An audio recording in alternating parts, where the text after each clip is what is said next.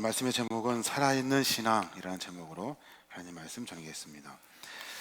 각자의 정도는 다르지만 우리는 수도 없는 고난의 시간을 보내고 있습니다.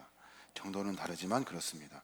시험을 준비하는 사람들, 그리고 또 취업을 준비하는 사람들, 그리고 풀리지 않는 삶의 여정을 만나 고난의 시간들을 이어가는 사람들, 이 사람들이 참 많습니다. 저희도 그렇고 우리의 삶이 그렇습니다. 근데 신기한 거는 여기 모인 우리 모두가 다 그 고난을 넘어 이 자리에 함께 모여 있다는 겁니다. 언제나 그랬듯이 고난이 지나면 환난을 지나 기쁨이 찾아오고 어느 순간 나도 모르게 성숙해진 내 모습을 만나게 됩니다. 신앙생활도 마찬가지입니다. 늘 제자리인 것 같고 아무것도 아닌 것 같지만 하나님을 붙들고 있으면 나도 모르는 사이에 고난 가운데, 힘들고 어려운 가운데 성숙을 만나게 되는 겁니다. 성숙하기 위해서 가장 필수적인 과정은 고난이라는 것을 지울 수가 없습니다. 고난을 겪지 않고는 인생의 성숙도 만날 수 없고 신앙의 성숙도 없습니다. 시편 기자는 자신의 인생을 뒤돌아보면서 그렇게 말해요. 고난을 당하는 것이 내게는 오히려 유익하게 되었습니다. 그 고난 때문에 나는 주의 율례를 배웠습니다. 그 고난 아무것도 아니었다는 거예요. 어쩌면 목숨을 거는 위협의 상황을 거치는 그 순간도 아무것도 아니고 결국에는 그것이 나에게 다 유익한 시간이 되었대요. 어느 순간 성숙해 있는 자기 자신을 발견했기 때문에 그렇습니다. 무언가 해보려고 하면 우리에게는 고난이 닥치는 것 같아요. 조금 실만하면 시험이 있고 어려움이 닥치게 되는 것 같아요. 우리의 고난을 이기게 하는 마음, 우리가 마음 가운데 고난을 이기게 하는 마음이 늘 우리 안에는 약한 것 같아요. 조그만 시험이 있으면 넘어지고 실망하고 실족하는 것 같습니다. 사탄은 우리의 그런 연약한 마음을 이용합니다. 그 연약한 마음을 가지고 우리를 꺾어냅니다. 좌절하게 하고 실망하게 하고 실족하게 합니다. 무언가 되어지려고 할 때 그때 더더욱 사탄은 우리로 하여금 그러한 것들을 꺾어내게 하는 거예요. 인생도 그렇고 신앙도 그렇고 우리의 교회 공동체도 마찬가지입니다. 무언가 하려 하면 고난이 늘 따르게 되어 있습니다. 그래서 신앙인들은 여러 가지 인생의 여정을 지나 여기까지 인도하신 하나님께 감사할 수밖에 없습니다. 고난은 우리에게 당연히 직면하게 될 하나님이 허락해 주신 고난이라고 믿기 때문에 그렇습니다. 고난을 지나 하나님의 영광을 볼 수 있기 때문에 그래요. 사탄은 늘 우리를 방해합니다. 이 방해를 이기지 못하고 넘어지는 경우가 참 많아요. 고난을 통하여 하나님을 만나지 못하게 하려고, 고난을 통해서 하나님과 더 멀어지게 하려고, 고난을 통해서 인생 끝나게 하려고 사탄은 우리로 하여금 그렇게 고난을 이용합니다. 그런데 성경을 보니까 고난을 이기는 사람들이 있어요. 고난을 뛰어넘는 사람들이 있어요. 고난을 통해서 더 큰 기쁨을 만나는 사람들이 있다는 거예요. 초대교회 사도들은 사탄의 방해에도 불구하고 굴하지 않고 인생도 신앙도 교회 공동체도 세워갑니다. 그러면서 하나님께 감사하며 영광을 돌려요. 오늘 본문에 나와 있는 이 말씀은 사탄이 방해합니다. 초대교회를 방해해요. 그럼에도 불구하고 그들은 하나님 앞에 찬송하며 기도하는 기도의 시가 적혀 있는 거예요. 오늘 본문을 통해서 어떻게 그들이 승리했는지 우리가 몇 가지 같이 성경을 통해서 찾아보려고 하는 겁니다. 성령의 역사를 가로막는 사탄의 관계는 무지하게 크고 어쩌면 무서워서 우리로 하여금 자꾸 넘어지게만 합니다. 그러나 그 핍박을 우리가 이기며 전진할 수 있어야 하는 거예요. 어떻게 이겼을까요? 오늘 4장을 읽었습니다만 3장에 보면 베드로와 요한이 성전 미문에 구건하던 안전뱅이를 일으킵니다. 그 놀라운 능력의 현장에 그때 사탄이 또 나타납니다. 나타나서 그들을 끌어내리려 하는 거예요. 은과 금은 내게 없거니와 내게 있는 것으로 내게 주노니 곧 나사렛 예수 그리스도의 이름으로 일어나 걸어라. 그랬더니 주변에 사람들이 동요하기 시작합니다. 사내들인 공회의 사도들이 그들에게 쫓아와서 잡아갑니다. 감옥에 가두어 버려요. 그리고 그들을 신문합니다. 산헤드린 공회가 뭐예요? 유대교 최고 의결 기관인 거예요.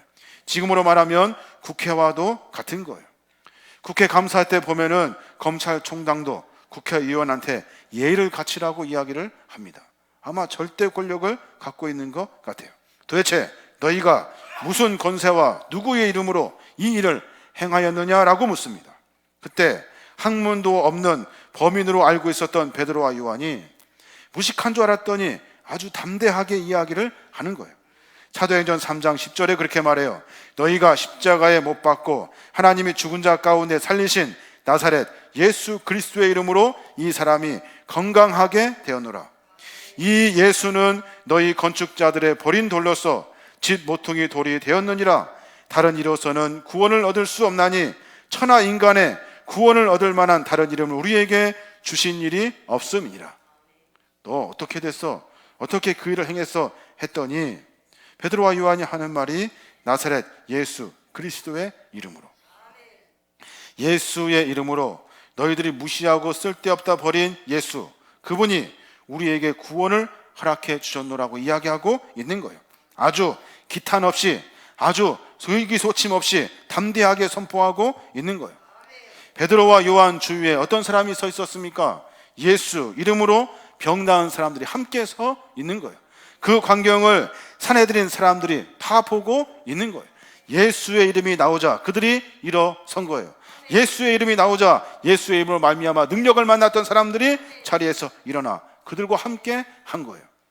그러면서 산헤드린 공회 사람들이 사도에게 하는 말 18절에 보니까 그들을 불러 경고하여 도무지 예수의 이름으로 말하지 말고 가르치지도 말라 하니, 예수의 이름에 대해서 말하지도 말고 가르치지도 말래요. 그러면서 그들을 묶어서 올감해서 꼼짝 못하게 하려고 했는데 결국에는 풀어져 버리고 맙니다. 초대교회는 그냥 자란 것이 아닙니다. 그냥 성장한 것이 아니에요. 고난과 역경 속에서, 환난과 핍박 속에서 다시 힘을 얻어 자라게 된 거예요. 우리도 마찬가지, 신앙의 여정도 마찬가지, 고난이 있는 그 순간에 우리에게 성장케 하시는 하나님의 은혜가 동시에 공존하고 있는 거예요. 어려운 일이 있다 하여도 그 일을 담대하게 잘 이기고 나면 그때 하나님의 은혜로 말미암아 우리가 그제서야 성장할 수 있게 되는 거예요. 그러니까 초대교회 사람들처럼 이 고난을 어떻게 바라봐야 한다는 거예요. 어떻게 바라봐야 할까요? 고난은 나를 어렵게 하고 나를 자꾸 의기소침하게 하고 나를 거꾸로 뜨리는 것이 아니라 고난은 나에게 주신 하나님의 은혜로 받아들이는 거예요. 고난을 통해 나를 성장시킬 하나님의 은혜로 만나게 되는 거예요. 오로지 예수 그리스도를 선포함으로 말미암아 고난을 이기게 되는 거예요. 현대 교인들은 마치 온실에서 자란 화초처럼 보기에는 시선을 끌 만큼 아주 화려해 보입니다. 그러나 조그마한 문제만 생기면 신앙을 다 포기해 버립니다. 예수를 다 버려버려요. 똑같이 예수 그리스도를 주로 고백하는데 그들과 우리의 삶이 왜 이렇게 다른 걸까요? 고난 앞에 우리는 포기하고 힘들어하고 아예 예수님이 생각나지 않는데, 내가 생각하고 내가 고민하고 내 방법을 찾는 것이 더 익숙한데 왜 우리는 그들과 같이 예수의 이름을 선포하지 못하는 걸까요? 그 이유는 고난에 대한 개념이 다르기 때문에 그렇습니다. 고난에 대한 개념이 전혀 달라요. 여러분, 고난은 우리 인생 가운데 빠져서는 안 되는, 어쩌면 꼭 있어야 되는 거예요. 고난을 통해서 우리가 성장하기 때문에 그렇습니다. 그리고 하나님은 이 고난도 역시 주관하고 계시는 거예요. 그러니까 어려움이 있을 때마다 우리가 고백하고 말해야 될 것이 무엇입니까? 하나님, 도대체 나에게 이 고난을 통해서 무엇을 깨닫게 하시려고 하십니까? 이 고난과 역경을 통해서 하나님의 뜻이 도대체 무엇입니까? 라고 묻는 기도, 이것이 우리의 기도가 되어야 하는 거예요. 힘들고 어렵고 지치고 괴로운 고난에 좌절하고 절망하고 꼬꾸라져서 아무것도 할 수 없는 상태가 돼버리는 것이 아니라 고난을 가지고 주를 찾는 거예요. 예수 그리스도의 이름을 부르고 하나님의 뜻이 무엇인지 기도를 통해서 고민하는 거예요. 그때 하나님은 우리에게 고난을 이길 수 있도록 해 주시는 거예요.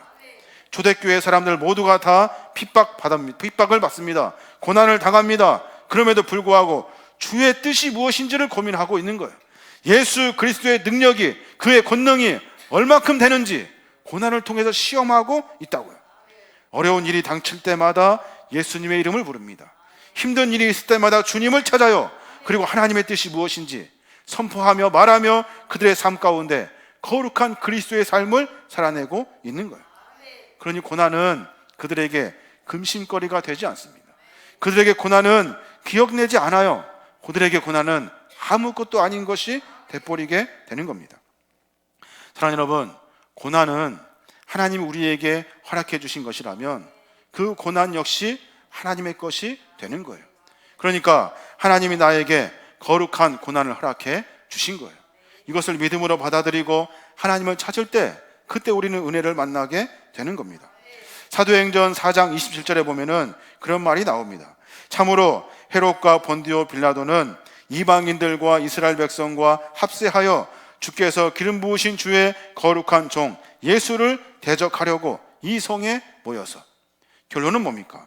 우리에게 헤롯과 본디오 빌라도가 이방인이 그리고 많은 사람들이 합세하여 우리에게 고난을 주는 이유는 예수 그리스도를 대적하려고 하는 거예요. 고난 앞에 거꾸러지고 넘어진다면 우리는 그리스도인이 아닙니다. 고난 앞에 좌절하고 절망한다면 우리는 신앙인이 아닌 거예요. 고난은 결론적으로 나에게 주는 것이 아니라 예수 그리스도를 대적하려고 하는 사단의 권세가 나에게 허락해 주는 거예요. 그러니까 고난을 예수 그리스도의 것으로 넘겨내야 돼요. 주님이 하시라고 맡겨드려야 하는 거예요. 그래야 고난을 이길 수 있는 거예요. 그래서 주님 말씀하셔요. 요한복음 15장 18절의 말씀 보면 세상이 너희를 미워하면 너희보다 먼저 나를 미워한 줄 알라. 세상이 나를 미워하면, 세상으로 하여금 고난을 당하게 되면 세상이 나를 미워하는 것이 아니라 예수 그리스도를 대적하려고 한다는 사실을 깨달으라고 이야기하고 있는 겁니다. 사랑하는 여러분, 우리에게는 고난을 지워낼 수 없습니다. 인생은 마지막 끝까지 고난을 우리를 계속해서 고난은 쫓아다니고 있는 거예요. 그 고난을 하나님의 것으로 맡겨드리고 고난을 하나님의 은혜로 다시 너끈히 감당하는 하나님의 믿음의 종들이 되어야 될 줄로 믿습니다. 우리의 삶에 이 고난 절대로 지워지지 않습니다. 사랑하는 여러분, 초대교회 성도들은 이 고난에 대해서 초점을 거기에 두지 않습니다. 고난을 기억하지 않아요. 고난 때문에 염려하지 않아요. 이 고난을 통해서 하나님에게 초점을 맞추고 있는 거예요. 나라의 최고 기관인 산헤드린 공회가 예수의 이름으로 말미암아 말도 안 하지도 말고 가르치도 말라고 절대 금지 명령을 내립니다. 그러나 그들은 초대교회 교인들 움츠려들거나 그리고 낙심하지 아니하고 더 큰 소리로 더 담대하게 주님의 이름을 부릅니다. 그랬더니 그들의 삶에 모든 것들이 다 달라지기 시작한 거예요. 어떤 하나님을 부르고 찬송하고 있습니까? 사도행전 4장 24절을 보니까 그들이 듣고 한 마음으로 하나님께 소리를 높여 이르되 대주제여 천지와 바다와 그 가운데 만물을 지으신 이시오. 대주제, 천지와 만물, 바다와 모든 것을 지으신 하나님을 또 부르고 있는 거예요. 또 찾고 있는 거예요. 그러면서 우리의 삶 가운데 하나님의 은혜를 기대하고 소망하고 있는 거예요. 그들이 했던 기도는요, 시편의 2편에 나와 있는 기도예요. 다윗이 하나님께 향하였던 그의 기도를 그대로 인용하여 사용하고 있는 거예요.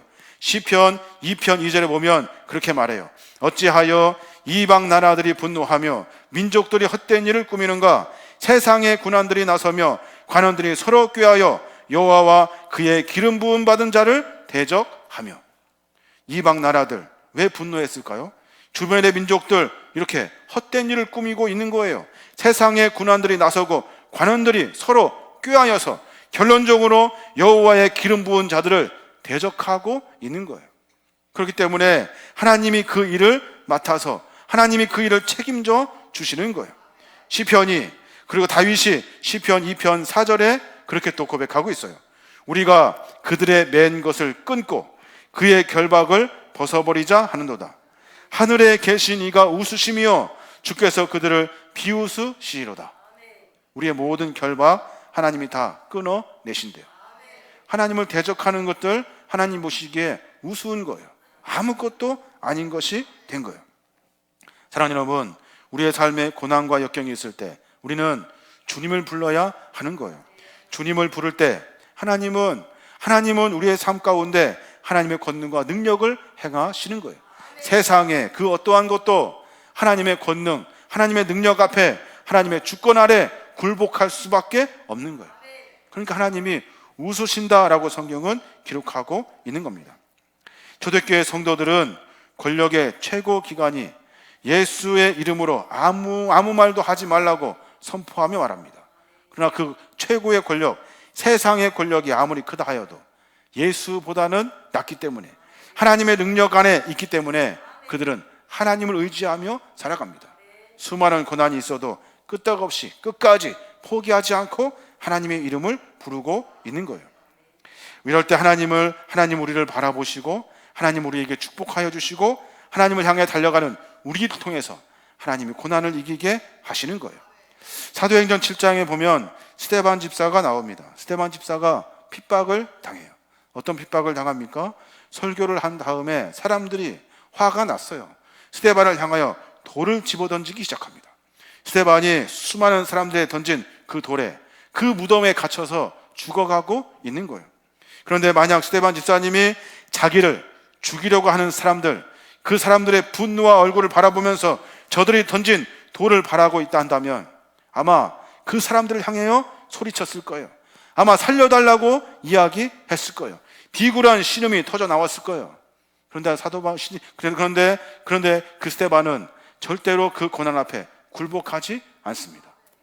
하나님의 역사를 바라보고 있는 거예요. 하나님을 바라보고 있는 거예요. 그리고 하늘 보좌 우편에 서 계신 그리스도를 바라보면서 그의 얼굴이 천사의 얼굴과 같았다고 사도행전 6장 15절은 기록해내고 있는 거예요.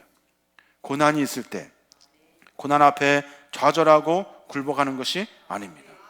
고난을 이기실 하나님을 바라보게 되는 거예요. 그때 우리의 삶의 능력을 만나게 되는 겁니다. 구약 성경의 역대하 20장에 보면 여호사밧 왕이 위기에 처합니다.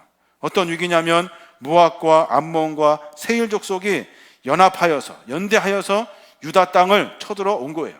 진영을 다 짜놓고 이제 쳐들어가기만 하면 유다는 끝이 나는 거예요. 그때 여호사밧이 백성을 향하여 금식을 선포합니다.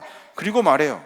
역대하 20장 12절 말씀, 우리를 치러 오는 이 큰 무리를 우리가 대적할 능력도 없고 어떻게 할 줄도 알지 못하옵고 오직 주만 바라보나이다. 주만 바라본대요. 고난과 역경이 있을 때 우리는 고난과 역경을 보는데 믿음의 선배들은 주님을 바라보고 있다는 거예요.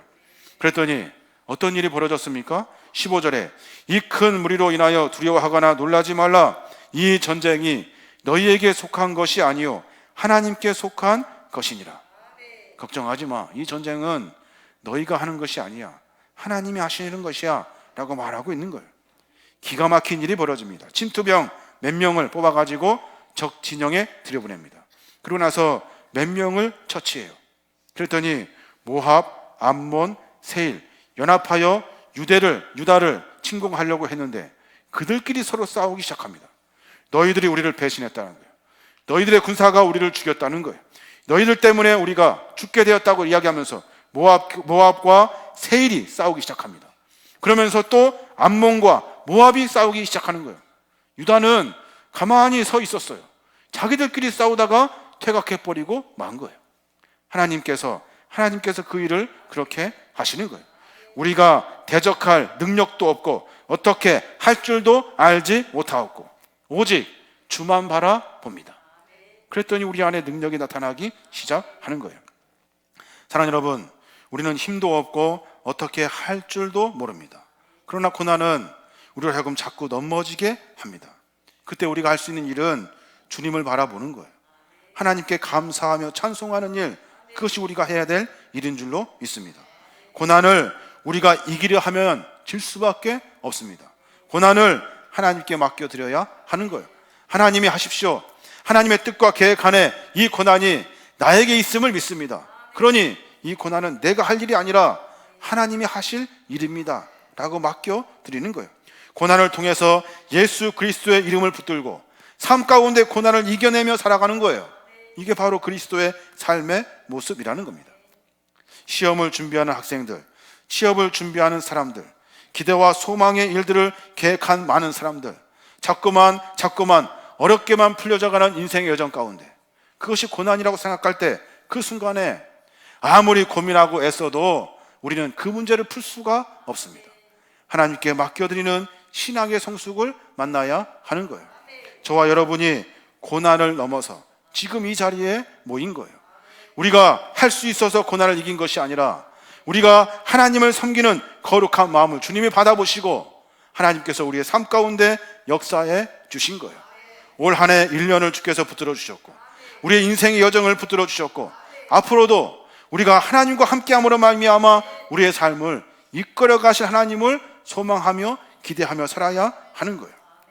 시편의 말씀을 함께 읽기를 원합니다. 시편 42편 5절 말씀이 있습니다. PPT 한번 띄워주시면 같이 한번 보겠는데 같이 읽겠습니다. 시작. 내 영혼아 내가 어찌하여 낙심하며 어찌하여 내 속에서 불안해하는가. 너는 하나님께 소망을 두라. 그가 나타나 도우심으로 말미암아 내가 여전히 찬송하리로다. 아멘. 낙심할 일도 아닙니다. 고민한 일도 아닙니다. 하나님에게 소망을 두고 주 앞에 나아갈 때 그때 하나님은 우리에게 은혜를 허락해 주시는 거예요. 그래서 우리 그리스도인들에게는 감사밖에 없는 거예요. 하나님 감사합니다. 하나님이 하셨습니다. 하나님이 붙들어 주셨습니다. 하는 감사. 이 감사가 우리의 최고의 고백이 될 줄로 믿습니다. 저와 여러분이 감사할 줄 알고 하나님을 발견할 줄 아는 거룩한 그리스도인 되시길 바랍니다.